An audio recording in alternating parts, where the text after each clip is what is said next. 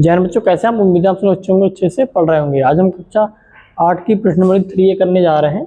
इसमें सवाल निम्न प्रकार है, इसमें क्या करना है, इन संख्याओं के हमको घन ज्ञात करने हैं। घन ज्ञात करने का मतलब होता है इनके ऊपर हम क्यूब चला देंगे, ठीक है, घात 3 कर देंगे सबकी, ठीक है, और इसके हम मान निकालने हैं, यानी घन निकालना है। क्या करेंगे, प्रत्येक संख्या के 3 बार गुणा कर देंगे, 7 गुणा 7 गुणा 7, 7 सत्ते 49, 49 सत्ते 343, तो हमें सरल है, पता था। 12 गुणा 12 गुणा 12, 12 12 144 गुणा 12। अब 12 किससे गुणा कर दो, 12 चौक 48, ठीक, हासिल का 4, 12 चौक 48, 48 और 4 52, हासिल का 5 और 12 एकम 12, 12 5 17, कितना आ गया 1728। अब भाई 17 की याद करेंगे, 17 गुणा 17 गुणा 17, 17 और 17 गुणा करेंगे कितनी जाएगी, 324 आएगी, ठीक है।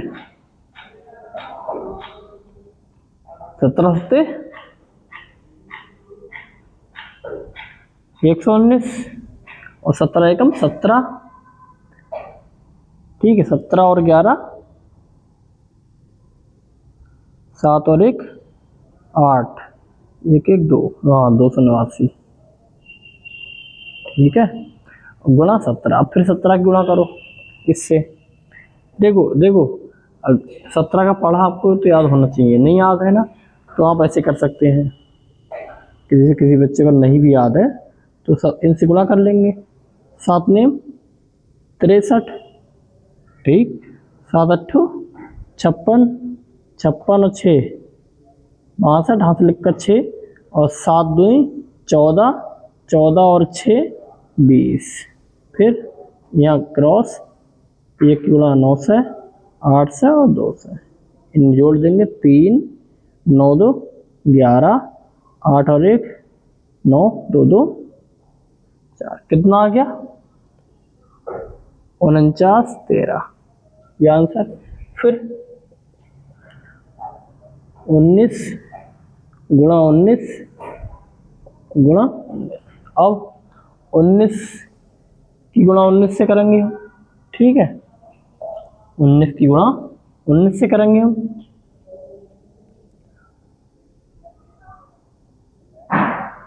19 नेमा 171, हाथ 171 का 1, हाथ लिखा 17, 19 से कम 19 और जोड़ देंगे 9 7 16, 1 1 2 और 1 3 गुणा 19, फिर इसकी गुणा कर दो 19 से, ठीक, 19 एकम 19 एकम 19, हाथ लिखा 1, 19 छक्का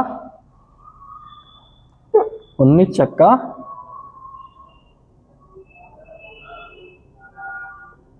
114, ठीक है, 19 छक्का 114,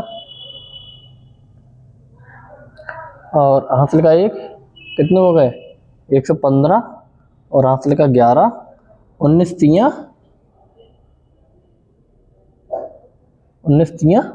57, ठीक, हासिल का 11, 7 और 1 8, 5 और 1 6, ये आ गया। अब 21 की 21 है, 21 गुणा 21 गुणा 21 बराबर, अब 21 की एकम 21 की 21 से गुणा करेंगे, पहले इनकी गुणा कर लेंगे, 21 एकम 21, हासिल का 2, ठीक, और 21 दूनी 42, 42 और 2 44 गुणा 21, 21 एकम 21, 21 चौक 84, 1 85, हासिल का 8, 21 चौक 84, 84 और 4 84 और 4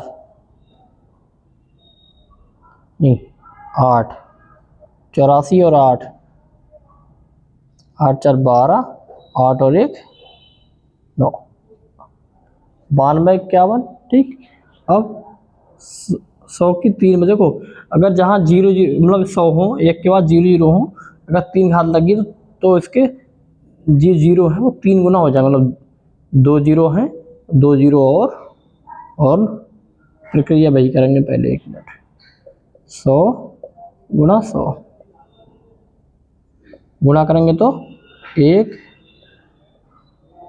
ठीक है, ये हो जाएगा, ये हमारा आंसर है। ठीक,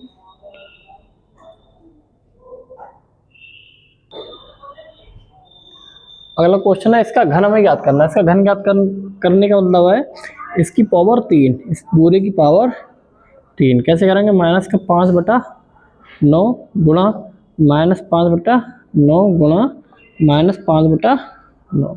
अब क्या करेंगे हम, माइनस माइनस प्लस और माइनस माइनस, 5 गुणा 5 से, 5 गुणा फिर 5 से, 5 25 पंजे 125, 9 ने 81, 81 निमा 729। कौन सा ऑप्शन ठीक है, चौथा। ऐसे करते हैं।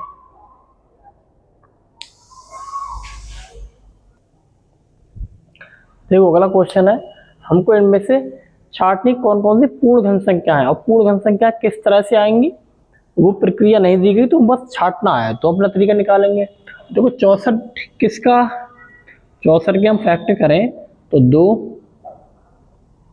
3 6 और 2 दूनी 4, फिर 2 से काटो, 2 एकम 2, 2 छंग 12, फिर 2 से काटो, 2 अट्ठे 16, फिर 2 से काटो, 2 चौक 8 और 2 दूनी 4 और 2 एकम 2, तो एक तो 2 त्रिक बन रहा है, इसका मतलब किसका घन है ये, 2 गुणा 2 4। पूर्ण घन संख्या है ये, 4 का है, पूर्ण घन संख्या है।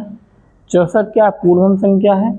और 216 को ऐसे निकालेंगे, देखो 216 हम जानते हैं किसका है, हम डायरेक्ट करेंगे 6 से, 6 3 18 और 3 और 6 छंग 36, फिर 6 छंग 36, फिर 6 कम 6, यानी कि 6 का है, ये भी पूर्ण घन है।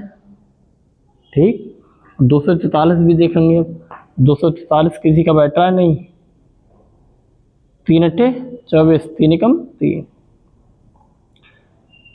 3 दूनी 6, ठीक, और 3 सत्ते 21, 3 नेम 27, 3 तिया 9, 3 एकम 3। क्या त्रिक बैठ रहा पूरा, नहीं, ये पूर्ण घन संख्या नहीं है। क्यों, इसका 3 का एक जोड़ा बन रहा है लेकिन एक जोड़ा नहीं बन रहा है, इसका मतलब ये पूर्ण घन संख्या नहीं है। 900 का देख लो, देखो 900 को हम तोड़ सकते हैं 9 गुणा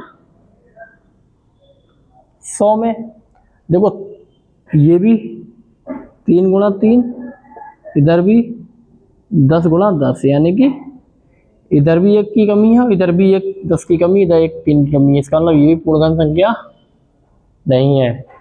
और लेते हैं 1728। ठीक,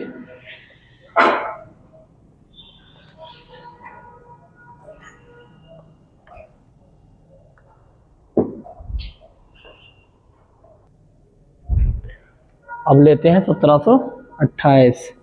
देखो अभी मैंने थोड़ी देर पहले निकाला था, 1728 किसका था, 12 का था, लेकिन ऐसे निकाल देगा ना, 2 अट्ठे 16, एक बच्चा 2 छंग 12, 2 चौक 8, फिर 2 से काटो, 2 चौक 8, 2 तिया 6 और 2 दूनी 4, फिर 2 से काटो, 2 दूनी 4, तो एकम 2, 2 छंग 12। अब देखो एक त्रिक बन गया, और 216 हम जानते हैं इसका 6 का होता है, इसका मतलब ये भी क्या है, पूर्ण घन संख्या है, निकाल दे लो चाहे। अब 2 से काटा, 2 से काटेंगे, 2 एकम 2, 2 अट्ठे 16, 2 पंचे 10, 2 चौक 8, 2 दूनी 4, 2 सत्ते 14, अब 3 नेम 27, 3 तिया 9, 3 एकम 3। देखो एक त्रिक ये, एक त्रिक ये और एक त्रिक ये। कितने का है ये? 12 का है। जैसे 2, एक त्रिक का 2, एक इसके त्रिक का 2, एक इसके त्रिक का 3, 2 दूनी 4 तियां 12। 12 ये किसका है? 12 का है। इसका मतलब ये है पूर्ण घन संख्या। क्या ये है? इसका भी निकालो, देख लो देख लो।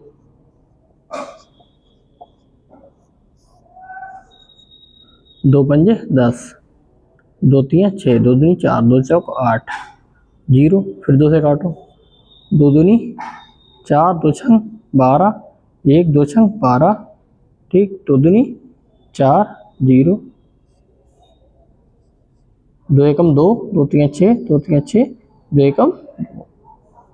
फिर 2 से कट सकता है, 2 छंग 12, 1 2 छंग 12, 1 और 1 10, 2 पंजे 10, 1 और 10, 2 पंजे 10। अब देखो एक त्रिक बन गया, 1 2 आ गया। अब ये 2 से कटेगा नहीं, इसका मतलब ये पूर्ण घन संख्या नहीं है। ये पूर्ण घन संख्या नहीं है। अब इसका देख लो, देखो इसको तोड़ लो, 2 हिस्सों में। 363 गुणा 1000, 1000 तो है, 10 गुणा 10 गुणा 10। अब 363 को हम निकालना है। कैसे निकालेंगे? 3 से करेंगे, 3 एकम 3, 3 दूनी 6, 3 एकम 3, ठीक। देखो 3 से भाग किया, लेकिन अब कैसे होगा? ये 11 से होगा, 11 11 121। क्या पूर्ण घन संख्या है? नहीं है। ये इसका मतलब ये भी ये पूर्ण घन संख्या नहीं है। कैसे नहीं है? मैं सब कुछ बता दिया। अब यहाँ रख लेंगे पूर्ण घन संख्या है इसमें से। पूर्ण घन संख्या कौन कौन सी है इसमें? 64 है, 216 है, 1728 है, बाकी कोई नहीं है। देखो करके निकाल के मैं दिखा दिया। प्रश्नावली हो गई है कंप्लीट। आज की क्लास हमारी यहीं समाप्त होती है। मिलते हैं अगली क्लास में। जय हिंद।